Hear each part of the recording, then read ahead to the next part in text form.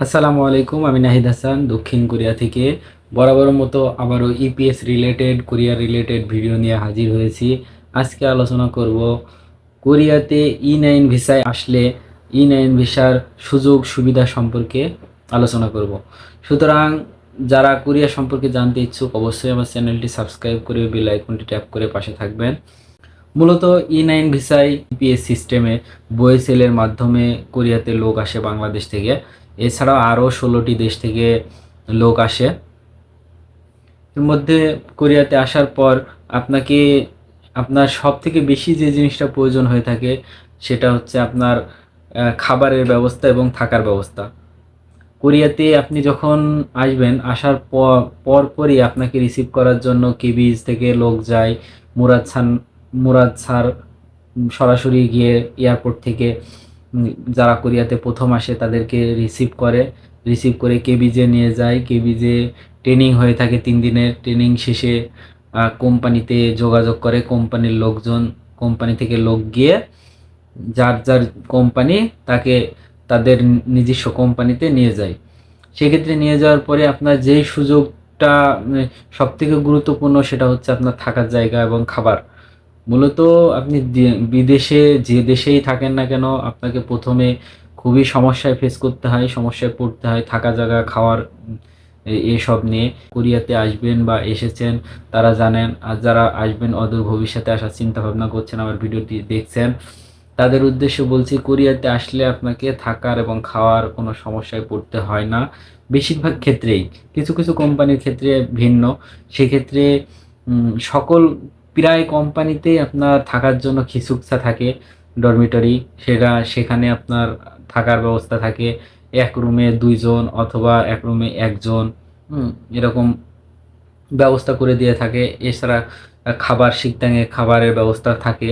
সেক্ষেত্রে মুসলিম বা বাংলাদেশের অধিকাংশ লোকই মুসলিম। সেক্ষেত্রে শিকদাঙে অনেকে খাবার খান না, তাদের জন্য আলাদাভাবে আপনার মাসিক আপনাকে কোনো কোম্পানি 2 লাখ, কোনো কোম্পানি 2.5 লাখ, কোনো কোম্পানি 1.5 লাখ ওন দিয়ে থাকে।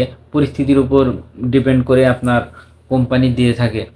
সেক্ষেত্রে থাকার জায়গা যদি কোম্পানিতে যদি খিচুকসা না থাকে সেক্ষেত্রে কোম্পানি নিজেই আপনাকে কোম্পানির আশেপাশে কোথাও বাসা ভাড়া করে দেবে।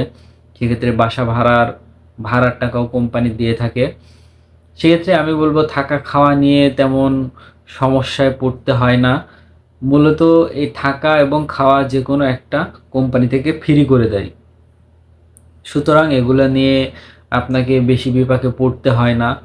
মূলত সবথেকে বেশি যেটা সমস্যা হয় সেটা হচ্ছে ভাষার সমস্যা। ভাষা না বোঝার কারণে অনেক সমস্যার সম্মুখীন হতে হয়। মালিকের সাথে আন্ডারস্ট্যান্ডিং ভালো যায় না প্রথম দিকে, এবং পরবর্তীতে এটা আস্তে আস্তে ঠিক হয়ে যায়। আপনি যখন আসলে ভাষা মূলত যেভাবে দেশ থেকে শিখে আসেন, এখানে আঞ্চলিক ভাষার ব্যবহার বেশি করে থাকে কোরিয়ান মালিকরা।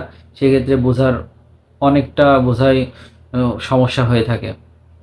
থাকার এবং খাওয়ার জায়গা সহ আপনার যেসব যাবতীয় আনুষঙ্গিক যেসব জিনিস প্রয়োজন, ফ্রিজ, তারপর আপনার ওয়াশিং মেশিন, আপনার এক কথায় আপনাকে বসবাসের জন্য আপনার যা প্রয়োজন সকল কিছুই আপনাকে দিয়ে থাকে। সেই সব সুবিধা আপনাকে দিয়ে থাকে।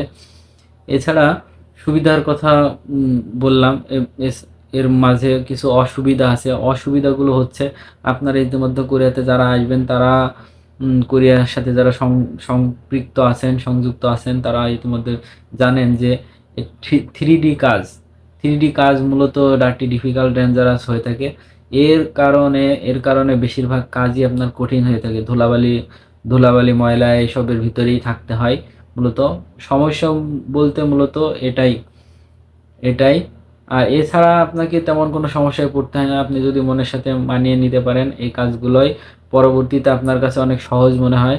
সুতরাং আমি বলবো যে ধৈর্য আর মন মানসিকতায় আপনাকে এখানে টিকে থাকতে সহায়ক হবে।